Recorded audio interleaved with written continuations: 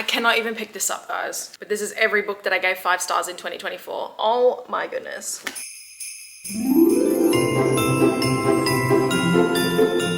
Hey guys, what's up? It's Belle. Welcome back to my channel. If you're new here, hello, and if you've come back, thank you so much.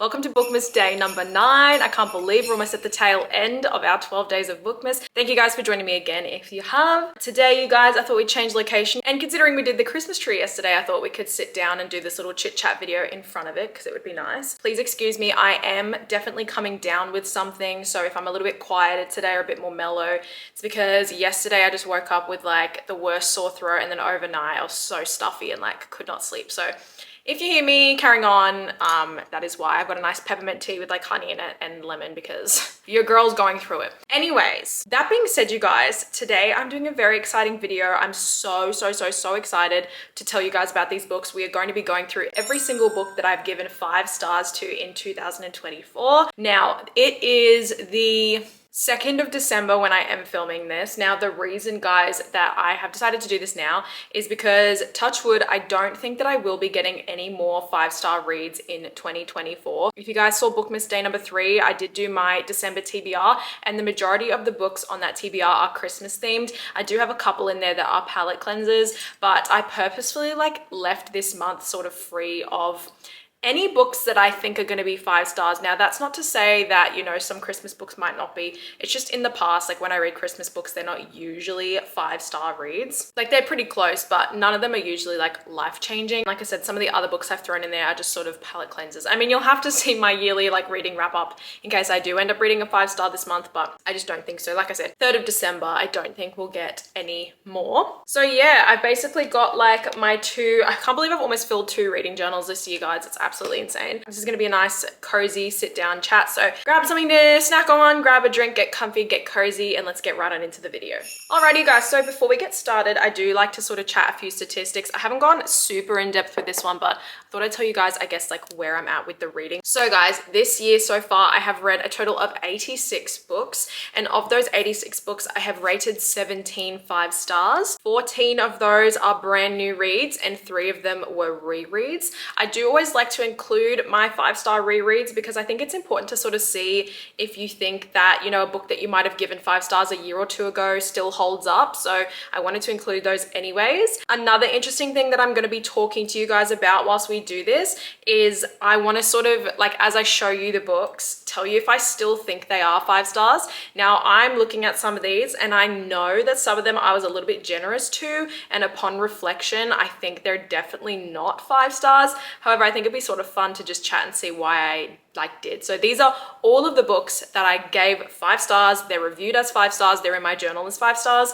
and we'll see if I thought any different on them as we go through the video. Guys, I'm the biggest liar. I've given 19 books 5 stars, 15 are new 5 stars, and 3 are rereads. Okay, 19 books. Anyway, like I said, it's a sickness brain, but I quickly did like a double check. So again, if my math is off, please let me know and don't get mad at me. Okay, I'm gonna put Mr. Elf Cup there and let's get into book number 1.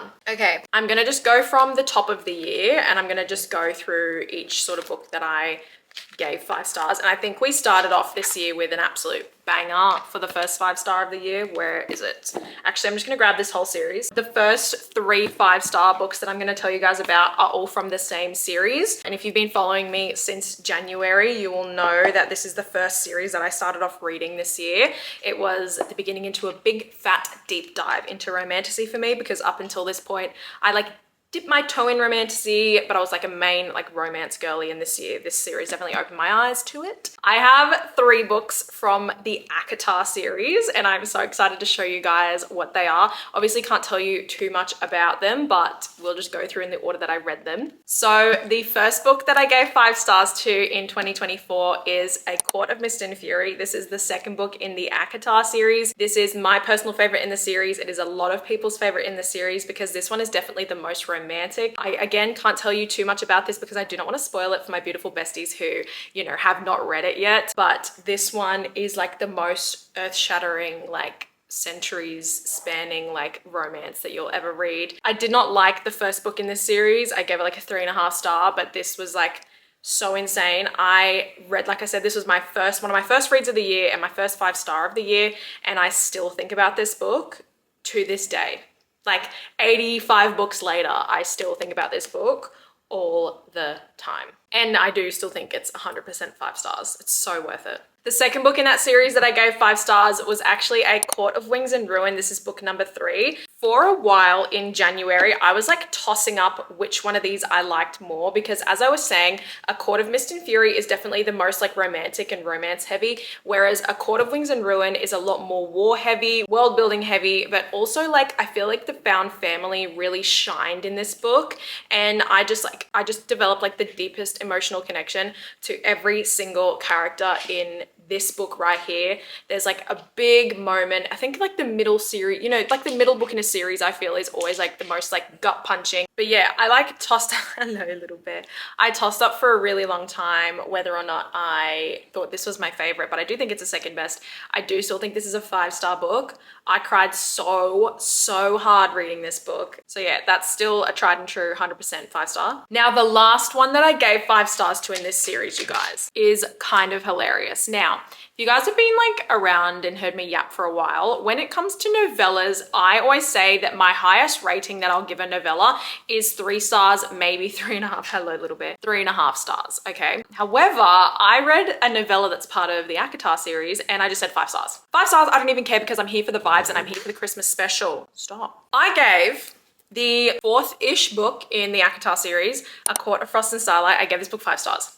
Now listen up, y'all, because this is it, okay? I read this and it was the perfect palate cleanser that I needed after like the emotional turmoil from the previous book, okay? And it was a cute Christmas special. They were playing with snow. They were like getting drunk on some like fairy wine, and I was living my best life. And I said 5 stars. Perfect, cute palate cleanser. Also had some really beautiful moments with some of my favorite couples. So upon reflection, I'm like, is this still a 5-star book? And look, by my like rules for novellas, it should not be. It should be a 3-star, 3.5 star. But do I just want to keep it at 5 because I love the vibes? Actually, I have to come back to you because this is on a reread pile for my December TBR, as you would have seen. So maybe I'll read it again at the end of the year and I'll let you guys know. Alrighty, so the next book that I gave 5 stars to, I actually don't have the physical of because I read it on my Kindle, and it is For the Fans by Nyla Kay. This book is so good, you guys. I don't know why I haven't bought the physical yet because I just absolutely adored this story. Now, before I even start talking about this book, this is not going to be a book for everybody. It's definitely very taboo, but I ate it up for breakfast, lunch, and dinner, okay? This book follows Kai and Avi. So just so you guys know, this is an stepbrothers college romance, and it is just so good. So basically, Kai and Avi, they're like stepbrothers. There's no blood relation. They are complete stepbrothers who actually like meet each other when their parents get married just before they both start college. So it's not like they've known each other their whole lives or like grown up together. They meet just before college and they cannot stand each other. So Kai is like the jock kind of guy, is going to college to play, you know, football, is that sort of like blokey bloke sort of guy. And then Avi is very artistic, a little bit more like alternative. And like I said, the two of them just do not get along. So like I said, the book opens, they go to college and they spend their sort of like first trimester there. And then one day they get a phone call from their parents saying, hey guys, we need to have like a family meeting. And they let them know that their business has gone through, like fallen through. And basically that business was like paying for their college tuition. So their parents say like, you guys are going to need to get jobs. Otherwise we can't pay for your school. Like we can't pay for your college anymore. So like unbeknownst to Kai, Avi actually dabbles in a little bit of a online adult website, probably gather from the name and the title of this book. And then basically one thing leads to another one night, and let's just say the two of them decide to team up to make a little bit of money. And it is so good, you guys. This was a 5-star book for me and a 4 chili spice. I still think about this book on the day. Not only is this book like super spicy, the emotional depth, impact, everything, I was crying. Like it was just so beautiful. It's really special. But please, like I said, check your trigger warnings. With these taboo romance books, there usually are a lot of trigger warnings, so please do check that out. This one still holds true. This is still a 5-star book for me. Okay, next up is one that I'm really excited to talk about because you'll see why. The next book that I gave 5 stars to in 2024 was Say You Swear by Megan Brandy. Okay. I was just thinking about just now, like how I'm going to tell you guys about this book, but I actually went into it super blind. I just sort of like knew that people loved it and it was really hyped up on, you know, TikTok and BookTube and things like that. But this is a college sports romance. There is like childhood friends to lovers, but also like a love triangle element too. However, this book just goes in a direction that you are not expecting. Like, I'm just going to read the back for you guys, okay? It says, "For years, I've dreamt of what college life could bring, and while some things change, there was always one constant. It didn't matter how wild I allowed my imagination to run, my future was clear, and he was it. Until suddenly he wasn't. Now there's a new man in my life, one who isn't afraid to go after what he wants, and what he wants is me." See how like super vague that is? And I didn't even know going into it, and I'm not even gonna tell you anything about it other than this is a very deeply heavy, emotional romance roller coaster. If you want a book that is going to make you cry and you love the college, football, romance, it's not really heavy on the love triangle. It says it is, but it's really not. You are going to love this and you are gonna cry. Like the thing I remember most about this book, I read it in April. The thing that I remember most about this book was that I just cried so much from the halfway point onwards, and I just can't even, like I said, can't even tell you anything about it. And I, of course, gave it 5 stars because we often talk about as readers getting that 5-star feeling. Hey, like, was a book like really 5 stars, or did we just get the 5-star feeling? And I think with this one, upon reflection, that I definitely got the 5-star feeling. And the reason I say this is I like think about this book now and I couldn't tell you a single thing that like made me give it 5 stars other than the fact that it made me cry. Does that make sense? And that's why I'm like thinking, is this still a 5-star book? This would be actually one that I maybe would look at rereading next year. So yeah, I would definitely look at rereading this potentially next year. I don't know what I would rate it now, maybe like a 4.5, 4.75, but I would have to reread it again just to like reaffirm if it is or isn't a 5-star still. The next book that I gave 5 stars, I think this is May now we're at. The next book that I gave 5 stars was Love, Redesigned by Lauren Asher. This is the first book in the Lakefront Billionaire series. Now, funny story with this one here before I even tell you what it's about. I picked this book up one morning at about like, I don't know, 7 o'clock in the morning. I just wanted to start a new book. I sat in my bed, I started reading this, and then suddenly like 2 hours had passed and I was like, oh my God, I haven't even had breakfast yet. What is in this? I went to the beach with my family, took this and read it, came home, read it. I read this book in a day. It was so addictive. I could not put it down, okay? So this one has a super interesting concept. This is a childhood rivals to lovers, which up until I read this, I had not read this trope before and I love it. It's now one of my new all-time favorites. So this follows Julian and Dahlia. Like I said, they grew up in the same town. They are sort of like childhood rivals to lovers, but this is sort of second chance because they sort of tried something in high school.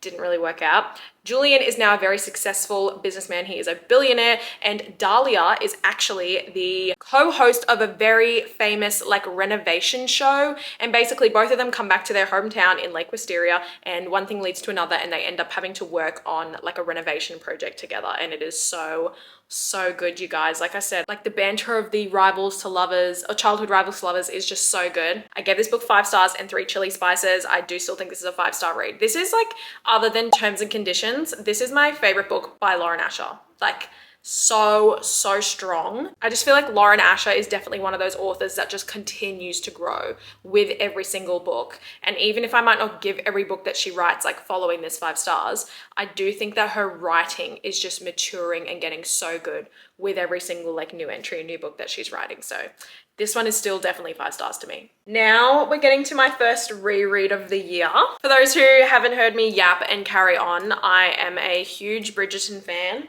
And this year, season 3 released, and it was something that I kid you not, I have been looking forward to for like 2.5 years.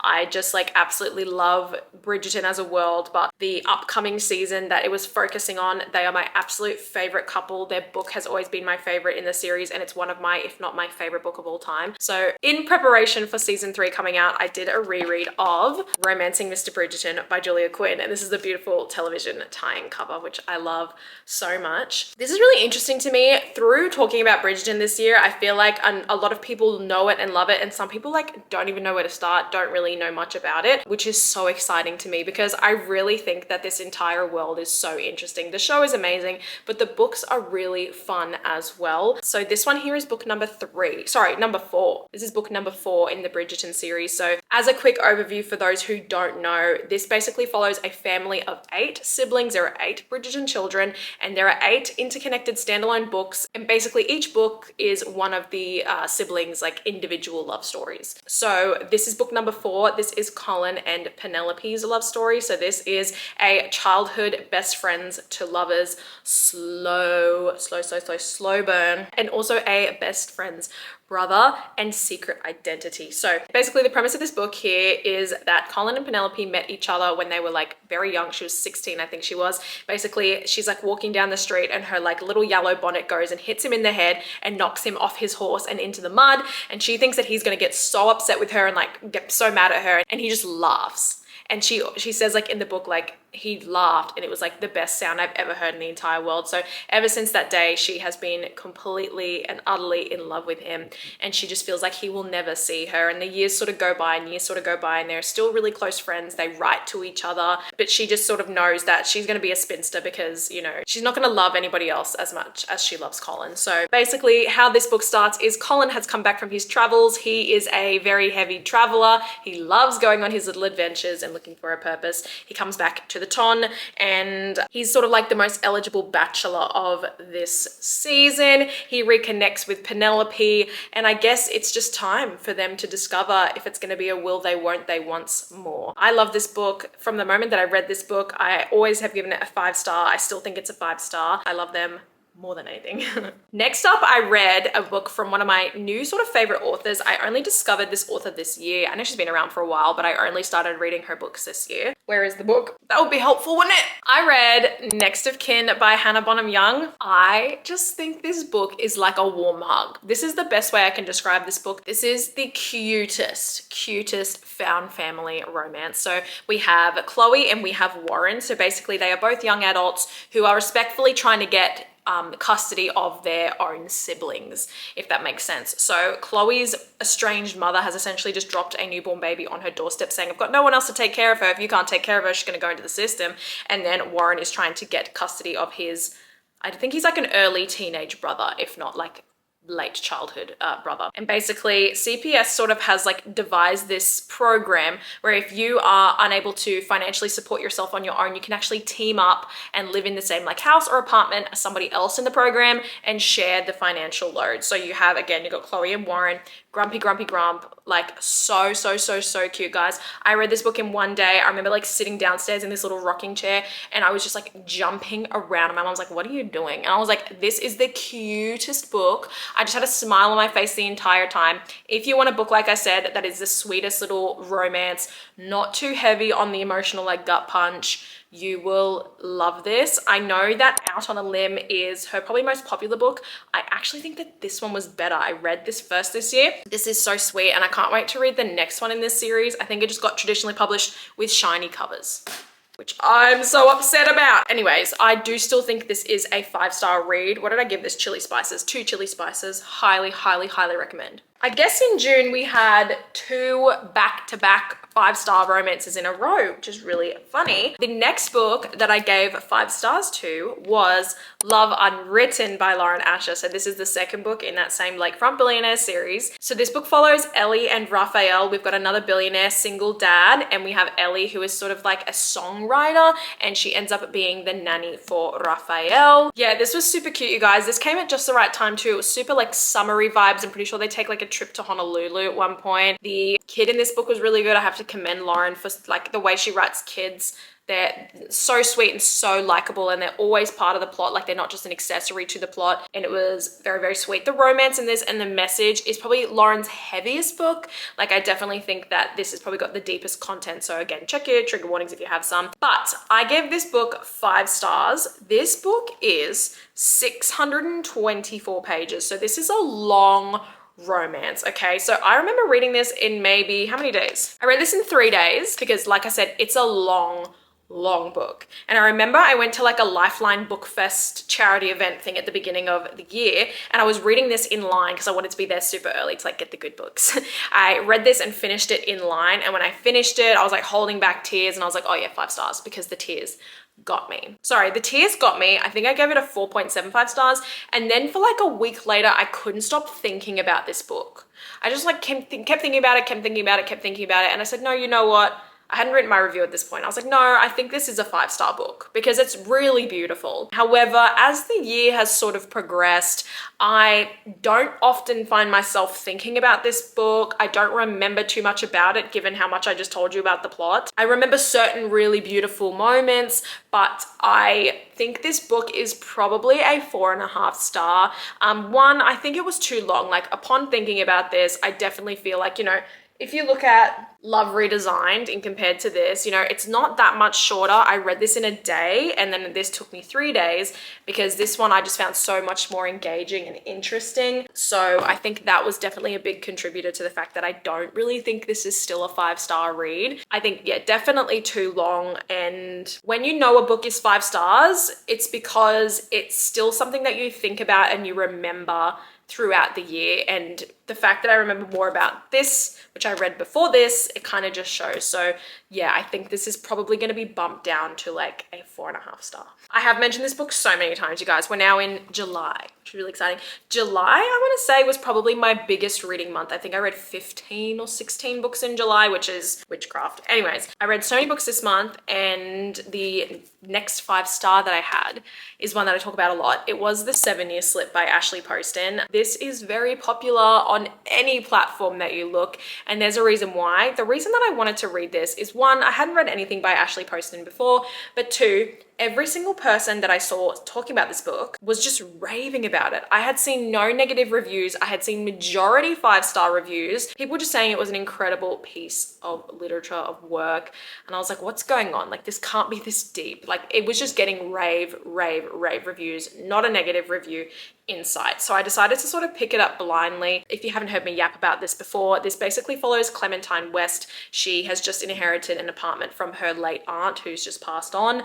And her aunt, you know, when she was still alive, always said to her, like, Clemmy, this apartment has magical powers. And Clementine's always just been like, girl, you're lying. Like, that's not true. Anyway, a couple days into living in this apartment, Clementine wakes up one morning, and in her kitchen there is a strange man just standing there, and he claims that he's from 7 years in the past. This book just has so many interesting discussion points. There's actually, if you read this book, there's like a little thing at the back where there is actually discussion topics and questions if you ever want to do this for a book club. There are 3 takeaways and like beautiful things about this book that I'll tell you guys about. So the first one is the love story. I think the love story in this is just so touching and special. I can't, again, tell you too much about what it's about because I'm actually going to cry when I think about it. The second is that the representation of grief and the authenticity that Ashley wrote it, like, that is one of the main things that had me absolutely bawling my eyes out reading this book.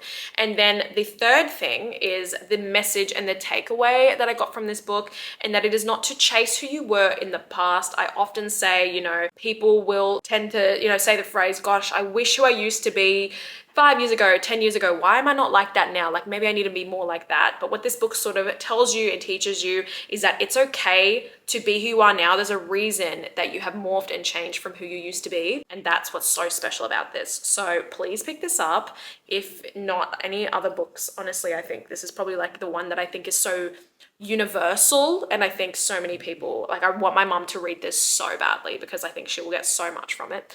This is definitely still a 5-star read, and it is a 1 chili spice. We're getting into some good ones now too. Okay, we're still in July, and the next book that I gave 5 stars to is the 3rd book in the Windy City series, and it is Caught Up by Liz Tomford. I love this series so much, guys. If you've been around for a while, you've heard me talk about it till the cows come home. But this is an interconnected sports romance series where literally every single man is the blueprint. Like, it's how like men should treat women, I always say, is like the blueprint for all of these guys. My feet are falling asleep. I have to change positions. Switching the positions for you. You know, I first was like, is this a good idea to film tonight? I'm Delulu. But I said, you know, the only time I'm going to be Delulu is when I want to chat with my besties. my besties. Okay. Like I said, these are all interconnected standalones, so you are more than welcome to read them out of order. I do, however, recommend that you read them in order. This one here follows Kai and Miller. So Kai is a single dad. He's actually a very famous baseball player. And a couple of months ago, I think it is, he had a knock on his door, and this girl that he was like hooking up with drops a little newborn baby on his front porch, and she says, I don't want to do this anymore, you need to take care of your son, it's your son. So basically Kai has to quickly adapt to becoming a dad to Max, his little baby boy, whilst also trying to, you know, play in the big leagues and be this very famous sports player. So he goes through nannies quite quickly. He just feels like nobody is good enough to take care of his son. And then basically one day his boss sort of says, hey, look, we really need to sort this out. Like, you got to get your head in the game. We need to find a nanny for Max who you trust, and you know, you got to stop firing these nannies. He's like, I've got somebody coming in that I found and I want you to meet her. Anyways, he goes to his boss's like apartment building, and on the way in, he like goes into the elevator. He's got Max on his shoulder, and he runs into Miller, who basically has just like walked into the elevator with 2 beers in her hand. The two of them sort of have a chat, don't really hit it off on the best foot. They both, of course, get out on the same floor, go to the same door, and his manager opens the door and he goes, oh great, you've met Miller, the new nanny for you, who is also my daughter. And Miller is basically a very famous chef, and she's sort of going through burnout at the moment, so she's taking some time away. Her dad said, come home, come be a babysitter for a little bit, and maybe your creative juices will flow again. And that's sort of all I'm going to tell you. These books are just so fun. There's always a perfect balance of, you know, you get the sporting side of it, and it's actually interesting, but you also obviously get like the best emotional connection and development, especially in this one, not only between Kai and Miller, but you also get a beautiful relationship between Miller and Max, which I actually think is like the hero of this book. So super special. I think I cried the most whilst reading this one. This is still a 5-star read for me, and this is a 2.5 chili spices. I don't know if this is like considered underrated, but I love this one. It's really special. Okay, we have another romantasy coming into play, which I'm so excited about. We're still in July, I think, too. And I decided to pick this one up because I think I was like in a bit of a romance slump, and I was like, I just want to like maybe read something a little bit different. And I'd seen this floating around, and I don't know, a lot of people like were telling me it's really good. So I was like, okay, maybe I'll try it. So I decided to go for The Serpent and the Wings of Night by Carissa Broadbent. This is the first book in the Crowns of Nyaxia series. So how a lot of people will recommend this book to you is it's basically like The Hunger Games with vampires, right?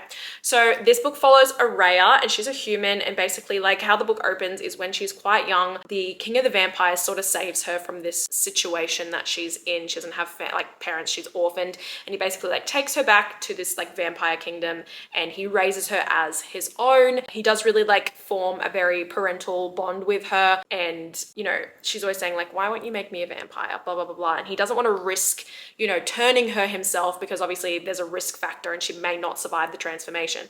So the other option is there is this tournament called the Kajari, which basically, like I said, is like the Hunger Games, but it is all vampires, and basically all of the people competing are all very powerful vampires who are basically competing in a tournament for one lone victor, where this very special god will grant them one wish. And basically, I think it's Vincent, her dad, he trains her his entire life to fight vampires so that she can enter the tournament, win the tournament, and ask to be turned into a vampire. So it is just, that's the premise of it. This is such a fast-paced, addictive romantasy, and the enemies to lovers and the spice and everything is so good, guys. I read this book in a day, and I have said a few times here that I'm not usually a night reader. I like after 8:30, 9 o'clock, the words all start to look like smush and I can't focus. Like, I have to read during the day. It's just what I do. This book, I started it, didn't want to finish it. I finished it at midnight, like could not put it down. And then I was like, I can't believe the shops aren't open right now and I can't go get the next one. That's how serious this was. It's super fast paced, super easy to digest. If you don't read much romantasy, it's a super easy world to follow. It's only like 450 pages. This is still a 5-star. I still think about this all the time, and it is a 2 chili spice. Now in August, the very first book that I read in August, I gave 5 stars. I read it in a day because it was one of my most anticipated releases. anticipated releases. Okay. It's Play Along by Liz Tomford, which again is part of the Windy City series. It's book number 4. And this book follows Isaiah and Kennedy. So I know I was just mentioning Caught Up before. Isaiah is the brother of Kai from this book, okay? But Isaiah is totally your golden retriever, prankster, ladies man. Like, he is just so cheeky and so funny. And then you have Kennedy, who is the athletic trainer on his team. She's been working for them for quite a while now, and he's always been obsessed with her. Obsessed with her. And up until recently, she has been engaged. So, you know, she's off limits. So how the book opens is we open on a boys' bonding trip to Vegas, as you do before the season starts, okay? They're all having a nice little huzzah before they got to, you know, focus and get ready for the season ahead. So they're out of this nightclub, they're having a good old time, and Isaiah bumps into Kennedy. He goes, what are you doing here? Like, you obviously don't live here. Like, what's going on? She goes, oh, I'm here on a bachelorette party for my stepsister, who is actually getting married to the man I was engaged to. Super, super, super, super, super messy, right? So obviously Isaiah can sense that Kennedy is so uncomfortable, like it's not funny. And he is like, okay, Ken, like, let's get out of here. I love this book so much, you guys. I love this so much. He's like, okay, Kennedy, let's get out of here. Let's bounce. Let's go do something together. Let's get away from these people. So basically they have one too many drinks and they're in Vegas. So what do? They end up walking down the aisle to an Elvis impersonator. They get hitched, and it's a drunk marriage in Vegas, which then turns into a marriage of convenience. And this book is delicious. 5 stars, 2.5 chili spices. I also like really deeply related to Kennedy as a character. Just some of the things in her own individual plot were like, ooh, hit home. Like, I absolutely love her. Isaiah is one of my favorite male main characters of all time. This one is just so fun from beginning to end. Like I said, I read it in a day. I didn't want to do anything else. 5 stars, 2.5 chili spices. All right, moving on to the next journal. We're in September now. Okay, so the next book that I gave 5 stars was Wild Eyes by Elsie Silver, which is another one that I was so excited for and was very highly anticipated. So this is book number 2 in the Rose Hill series that Elsie has written. So Wild Love came out earlier this year, and she was just on a roll, and she wrote 2 of these books in the same year. Obviously you can tell I didn't give that 5 stars, but this one, you guys, was very lucky to actually receive an early copy of this, and I could not stop reading it. I could not. If you haven't heard of this series before, this actually all is like interconnected standalones, but all of the books revolve around single parents, like single dads and things like that. So one of the main characters is always going to be a single parent, okay? So this book follows West and Skylar. So West is a single dad. He's got 2 beautiful children. He obviously lives on a ranch. And then we have Skylar, who is a very famous pop singer. She sort of has always parents have always controlled the type of music she puts out, what her image is, and she's just had enough. When the book opens, she's driving into town to start recording in this small town to hopefully make some music that feels authentic to herself and feels like her own, like she's written it. So basically West sees this Tesla just pulled up on the side of the road. Then he sees this blonde girl with her phone out filming a bear for her Instagram stories. He says, what in the fresh heck is happening? So he gets over to her and he goes, hey, I just don't think you should be doing that. I just think that's not safe. She's like, don't tell me what to do. And then we have a lovely little cute meet cute. Great way to open the story involving the bear. It is hilarious. Now let me get into the meat of this. This book is stunning. I do genuinely think this is my new all-time favorite Elsie Silver book. It is probably her best book that she has written. Just like the way every single element of this book was fleshed out. The characters, the spice, the plot, the emotional connections, the music. What's so special about this, like I said, Skylar is a singer and Elsie's actually written music and there's songs in here. And if you listen to the audiobook, she commissioned an artist to record the songs and you can hear them whilst you're listening. It's so special. I just cried. My mom had to come and do a healthcare check on me when I was reading this because she was like, what's happening? I said, Mom, it's so beautiful. So stunning. I love this. 5 stars, 3 chili spices. I think about this book all the time. Okay, 2 more rereads. I did forget about these 2. We're in September. A lot of exciting things sort of happened this year, you guys. A lot of TV adaptations this year and movie adaptations. So I am also a massive fan of Heartstopper. If you guys have seen my regular videos, you'll see I do have the leaves around my room. I just really love that story. It's super cozy and comforting to me, and it will always hold a very special spot in my heart. So season 3 came out in October, I believe, this year, and there was quite a bit of material material that season 3 was going to be based around. So I reread Heartstopper volumes 4 and 5, which is primarily what season 3 was going to be based around. So I read these books last year, I think. I had read the first 3 the year before, but I'd only read 4 and 5 last year. And when I read them, I gave them both 5 stars. Volume 4 in particular is always my favorite, and it's still tried and true. Both of them are still 5-star reads, you guys. For those who haven't heard of Heartstopper before, it follows the friends to lovers relationship between Nick Nelson and Charlie Spring. Nick Nelson is a very popular year 11 rugby boy, and Charlie Spring is a very quietly confident drummer. The two of them get sat next to each other in form, and their friendship and relationship goes from there. It's just so special. It teaches you a lot. There's a lot of representation, you know, makes you aware of quite a few things, and it was just very, very, very special. So both of those are still definitely 5-star reads for me. The next book that I gave 5 stars to is a book that I just like literally never stopped thinking about. It needs more hype. People just need to love this as much as I did because it's so good. I cannot say it enough. I read Holding the Reins by Paisley Hope. This is the first book in the Silver Pines series. This is a small town, interconnected cowboy, small town romance. You know, I think that's my brand at this point. I just absolutely love them. I saw the whisperings of this book sort of coming from a couple of my friends in the UK and things like that. And this one only got traditionally published in late October, mid of October here in Australia. So I had it marked on my calendar, and I was like, okay, because a lot of the girls who were reading it, they were telling me like, they're like, Belle, this is my new favorite cowboy romance. I said, what? That's a big claim. That's a big claim. So this book follows Nash and Cece. Cece has just come back to her hometown after ending like a very toxic relationship that's consumed like most of her adult life, and she wants a fresh start. She's just over toxic men. And then you have Nash Carter, who is a very interesting small town romance hero because he's sort of a hybrid. He is a very famous ex-ice hockey player. He's now retired, but he is still like a cowboy. Does that make sense? So he's a little bit more cowboy-esque than like Jasper, say, from like Chestnut Springs, right?